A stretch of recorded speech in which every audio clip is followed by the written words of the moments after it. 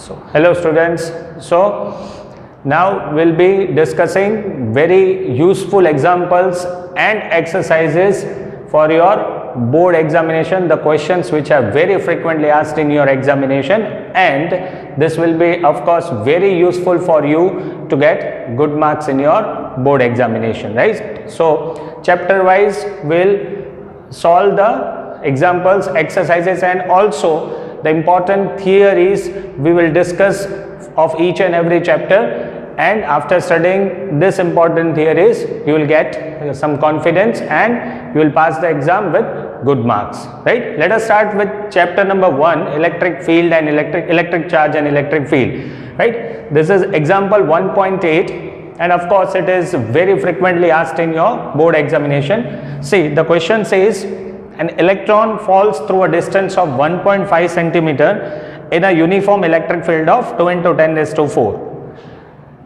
The distance is given which is 1.5 centimeter. So 1.5 into 10 raised to minus 2 meter.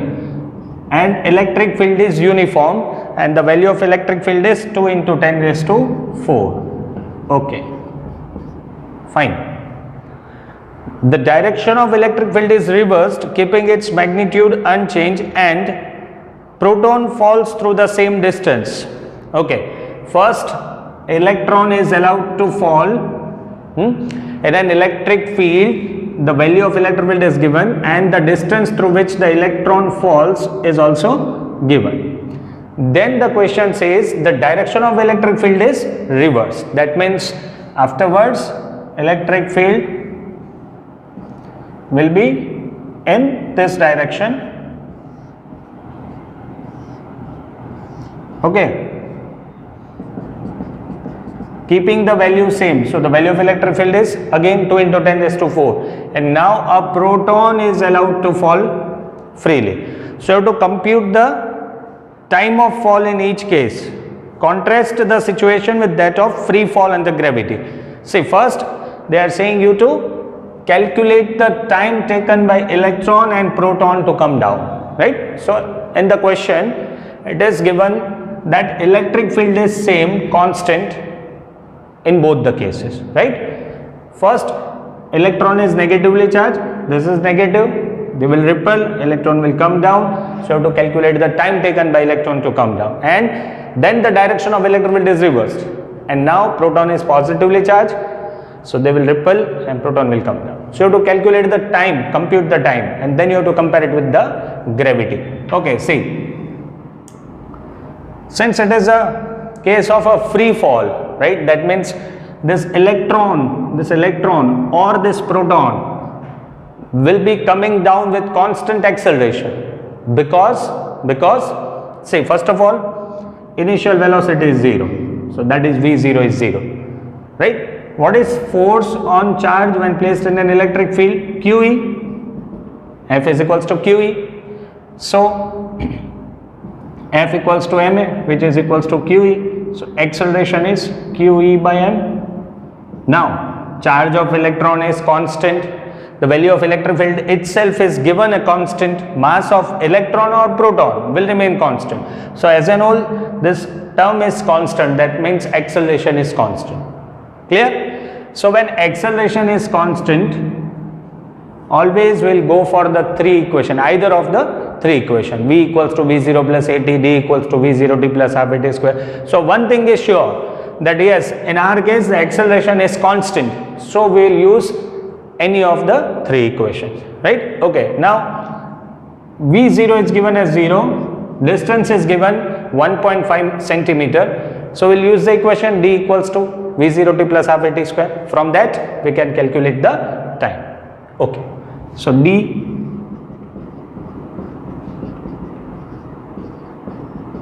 first we'll calculate the time for electron, right? D is given 1.5 into 10 raised to minus 2 equals to initial velocity is 0, so this term will be 0, so this will be half. Instead of acceleration, I will write it as charge of electron, electric field, mass of electron into time taken by electron. Clear? Solve this. 1.5 into 10 raised to minus 2 into 2 into mass of electron 9.1 into 10 raised to minus 31 upon E into E. E is charge of electron minus 19 into electric field is given as 2 into 10 raised to 4. This will be equals to, right? So after calculation we will get the time taken by the electron to come down. Clear? In the same manner, the second case is proton is allowed to fall freely, right? The value of electric field is same, the distance is same. The only change that you need to make will be, here you will have to write mass of proton, time taken by the proton, and in the same way how we have calculated the time taken by electron, in the same manner you can calculate the time taken by proton to fall down. Clear? Okay, then in the third case they have said to, that means contrast the situation with that of a free fall under gravity. That means compare the acceleration with acceleration of gravity, and the conclusion which will be obtained after calculation, we'll have to discuss that. It's okay. See, this is how we'll find the time taken by electron and proton. Now calculate the acceleration of proton or electron. Let us say acceleration of proton will be QE by mass of proton. That means 1.6 into 10 raised to minus 19, 2 into 10 raised to 4 upon 1.66 into 10 raised to minus 27. So acceleration of proton nearly comes out to be 1.9 into 10 raised to 12 meter per second square. See, this acceleration is quite greater than that of acceleration due to gravity, which is 9.8. Which is just 9.8. So you can neglect the effect of gravity. Okay. Next one, that is 1.8 of your exercise. 2 point charges 3 microcoulomb and minus 3 microcoulomb are located 20 centimeter apart. Two charges A, B, 3 microcoulomb minus 3 microcoulomb. They are located 20 centimeter apart. Okay. What is the electric field at the midpoint O of the line AB joining the two charges? That means this is a midpoint O. So this will be 10 centimeter. This will be 10 centimeter. Find the electric field at this midpoint. Okay. See, the direction of electric field for positive charge will be away from the point.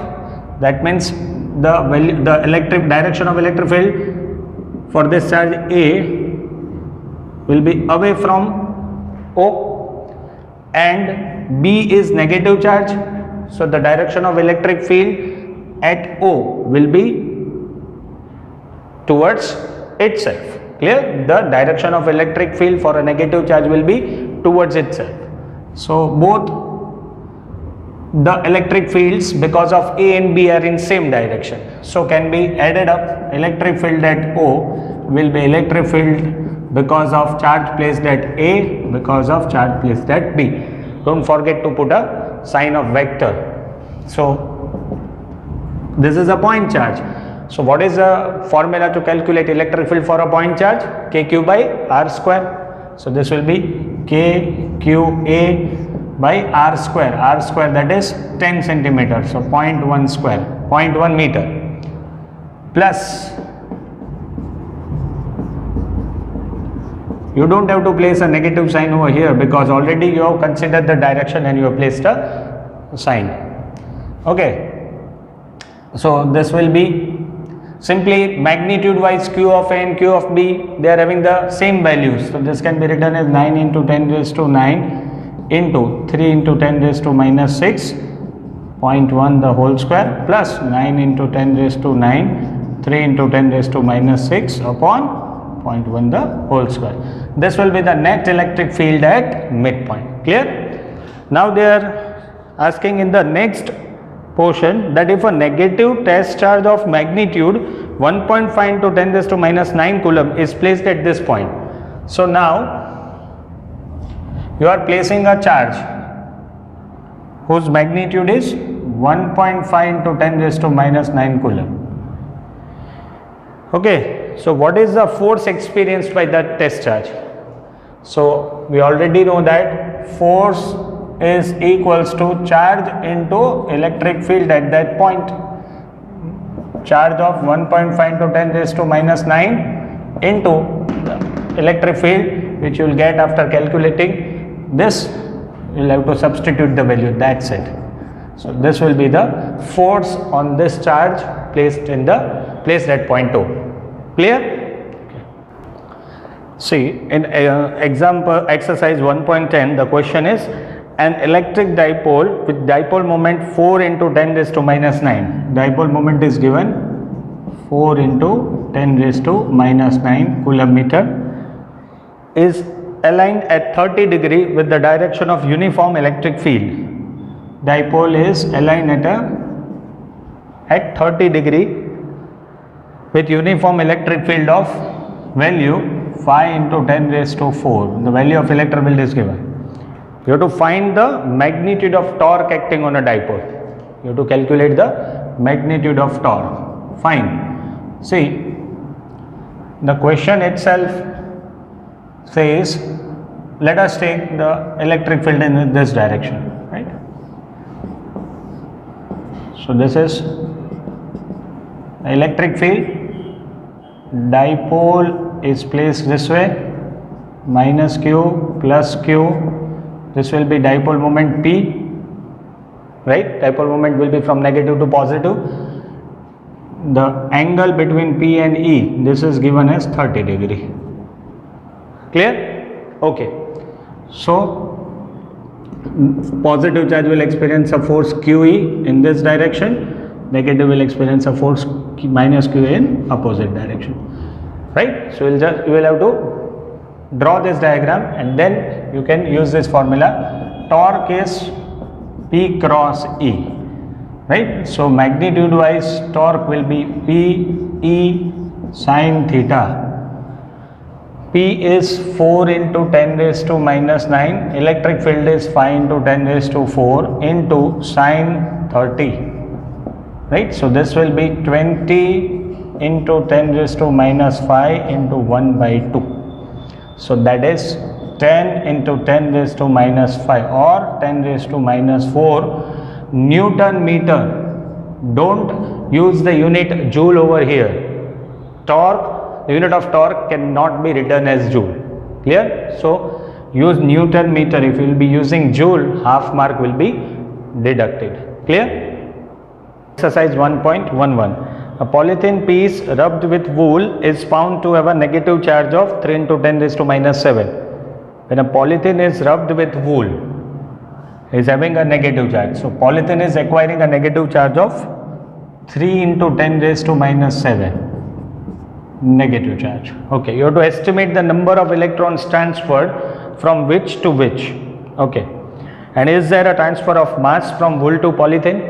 Okay, so first we have to calculate the number of electrons transferred. So we'll use the formula quantization Q equals to Ne, right? Minus 3 into 10 raised to minus 7 equals to N into minus 1.6 into 10 raised to minus 19. So N will be 3 into 10 raised to minus 7 upon 1.6 into 10 raised to minus 19. These are the number of electrons, right? Now the transfer take place from which to which? So polythene is gaining negative charge, right? So electrons are being transferred from wool to polythene, from wool to polythene, because polythene is acquiring a negative charge. Yes, polythene piece is acquiring a negative charge. Clear? And also estimate the mass. Second case, say one electron is being transferred, this much mass will be transferred from wool to polythene. Clear? So we are having n number of electrons which are transferred. So mass will be n times mass of one electron, kilogram. Clear? Okay. 1.15. Consider a uniform electric field 3 into 10 raised to 3 I caret. That means electric field is in x direction, I caret. What is the flux of this field through a square of 10 centimeter on a side whose plane is parallel to yz? See, you have to calculate the flux passing through a square of length 10 centimeter and the square is parallel to yz plane. So this is what the diagram says. This is x, y, z, right? Electric field is in this direction. Square is parallel to yz.